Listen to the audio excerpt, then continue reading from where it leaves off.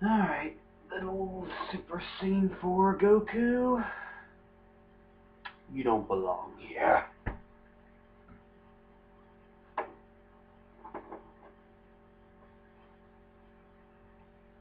That's better.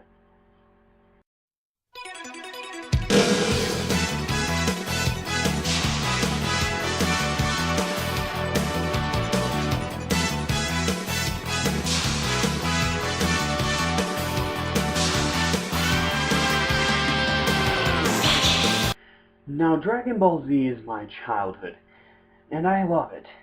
But that doesn't mean much.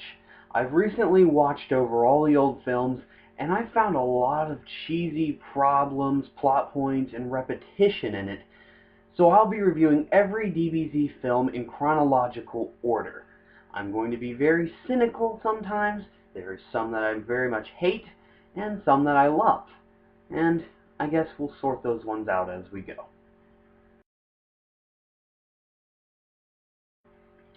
Now let's be honest with ourselves here. The DBZ films don't necessarily scream originality. They draw forth a lot of cliches from narrative across the board. So here's the plot in a rundown. You have evil Overlord Garlic Jr., who has a chip on his shoulder, who wants revenge, who's after the Dragon Balls in order to get immortality so he can have evil take over the Earth. Fairly simple. Now here's what's hilarious about the plot of the movie. They literally just steal the beginning of the TV show. I'm not even joking. Raditz comes down, steals Goku's son Gohan, and runs off with him. Then Goku and Piccolo who's evil, yet kind of evil, slightly reformed, they team up and go after Raditz to go get Goku's son back. Now, evil guy Garlic Jr. sends evil henchmen, steals Goku's son. Goku goes after to get his son, but he also teams up with Piccolo, who's sort of evil, slightly reformed at this point, to go get his son back. Do you see the connection? Do you see it? I think you do. So yeah, maybe the plot's a little lackluster, but that doesn't really matter. I mean, there's a few good things here and there. Can't we just have fun with it? It's a DBZ film, for gosh sakes. Yes, I do have to analyze it a little bit. Yes, it will be graded upon its plot, but don't let this cliched plot get you down. There's still some good things here. The character Garlic Jr. himself is very maniacal, very evil, has a really nice laugh, and is a pretty cool character despite being cliche. Not to mention, I like how the villains were named after food. Garlic Jr. and Ginger, who's voiced by Troy Baker, by the way, which is amazing. That's the Troy Baker early adoption right there. And also, not to mention, there's one last thing that helps with this plot, and that's the tension between Garlic Jr. and Kami. I really felt it when Kami came in there, and they came eye to eye, and Kami started talking about his father, and him and his father fighting for the throne of being guardian of Earth. You know, you could really feel that tension, and that's really all there is to say about the plot. It's got those few good moments, it's got all those cliches, practically ripped the premise of the first few episodes of the series, but that's fine. Now, let's get on to some of the things that matter a little more. Some of the things like the animation and the music. The things that really shine through in Dragon Ball Z for me. What made it awesome to watch as a kid. Now, as far as the animation goes, there are nice set pieces of Garlic's castle in the red sky. I absolutely love the colors.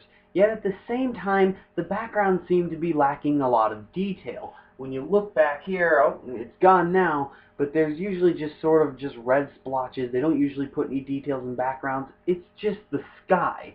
Now, that bothered me a little bit, but like I said, the castle itself and that entire area does look genuinely nice, especially for the movie's age. On the other hand, though, the real meat of Dragon Ball Z for me is its action, and to be honest with you, the action in this movie is a little lackluster. At times you have scenes where it's fast-paced, it's fluid, but at other times there are scenes where the movement seems stiff, not as high-octane as Dragon Ball Z should be. Granted, though, the Dead Zone is the first DBZ movie. Dragon Ball Z's action sort of just gets elevated more and more and more over time, and this is kind of an early adopter of the whole fast-paced, fluid fighting style that Dragon Ball Z presents.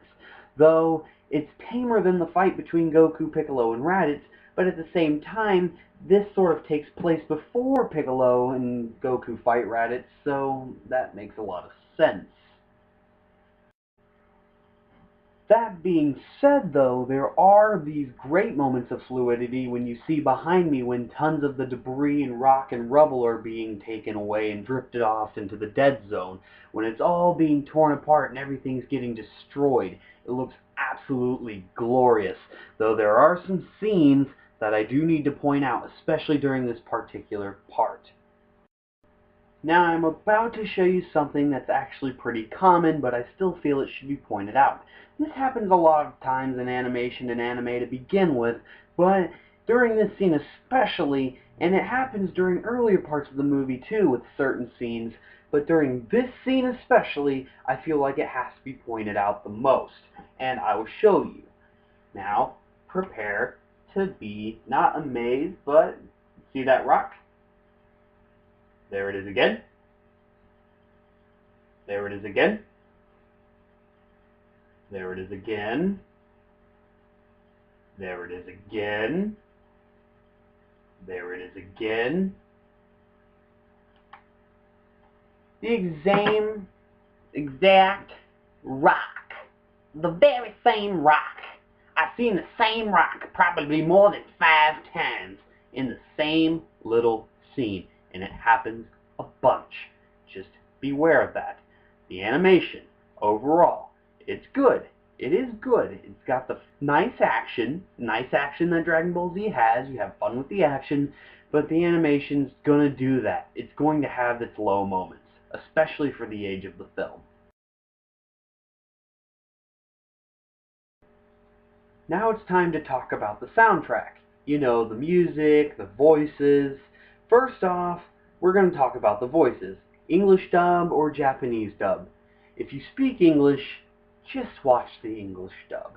First off, the surround sound that we listen to, it's not the 5.1 surround sound that's offered now.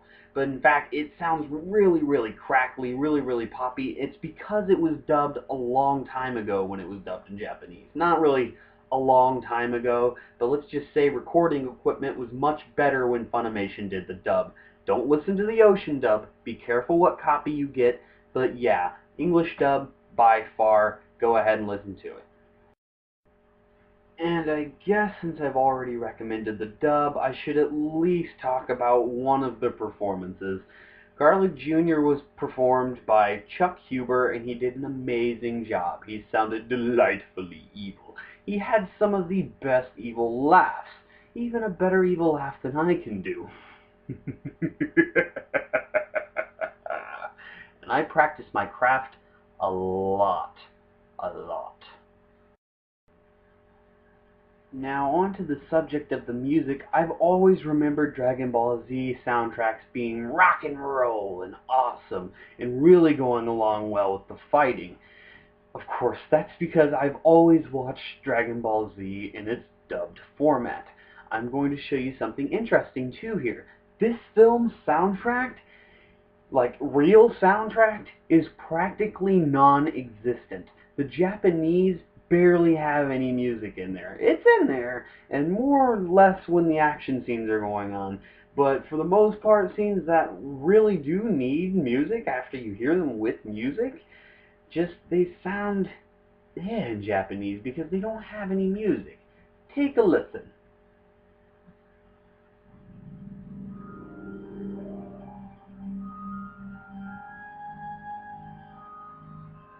The cicadas sound nice, you know, nice on the ears.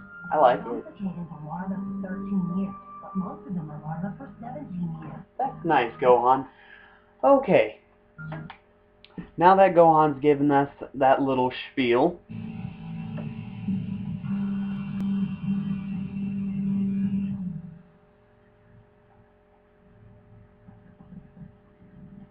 we're back, and it's time to listen to it in Japanese, nonetheless. Are you ready? I hope you're ready. Here, I'll turn it up for you so you can hear the music.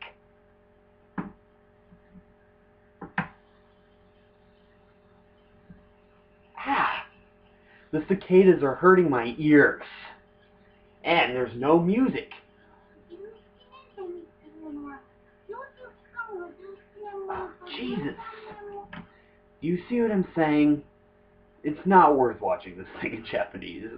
Don't get me wrong, I watch anime in Japanese all the time, but never Dragon Ball Z, and I never will, and you never should. I'm just saying, I almost feel like Dragon Ball Z was made to be dubbed for some reason, because it just seems that way. So, there's that about the soundtrack.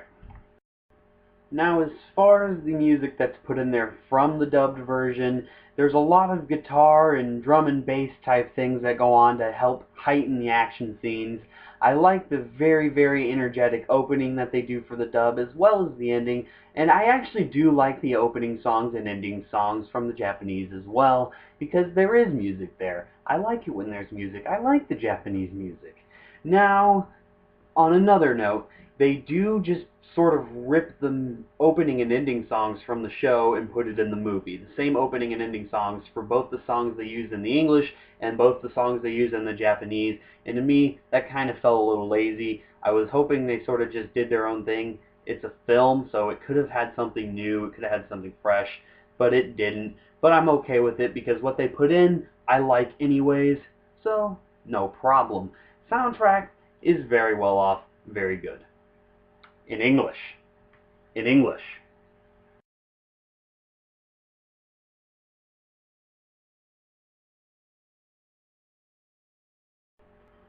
So here is my final verdict. I give it a 7.15 out of 10. If you're a Dragon Ball Z fan, go ahead and buy it.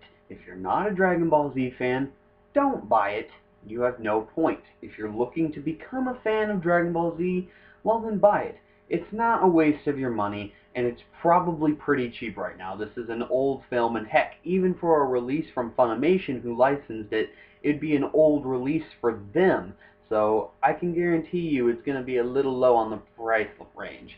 Now, it's got somewhat cliche plot with a few good moments. The animation seemed a little lazy at times. It was a little bland with the backgrounds. The action wasn't as high octane as I wanted it to be, but it was still good. It was stylistic. I love Dragon Ball Z's style of animation. It didn't disappoint me in that end. Finally, the music felt a little lazy. There was a lack of a soundtrack on the Japanese side. I didn't like the Japanese dub. This was really my first taste with the Japanese dub too. It's not that I can't take voices, Japanese voices.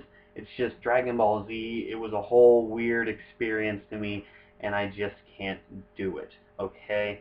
Lastly, it did feel a little lazy that they just, grabbed the opening and ending from the series at the beginning and reused it for the film. But it's an enjoyable movie. I do hope you guys check it out. I hope if you're a Dragon Ball Z fan, you check it out. I will be bringing the reviews of the next Dragon Ball Z movies too in chronological order. I think the next one's, it's either Tree of Might or The World's Strongest. I don't know which one comes next, but either way, I don't have very nice opinions of either of those movies. In my opinion, I have a few movies of crap to get through before I get to the good ones, but that's just my opinion. See you later.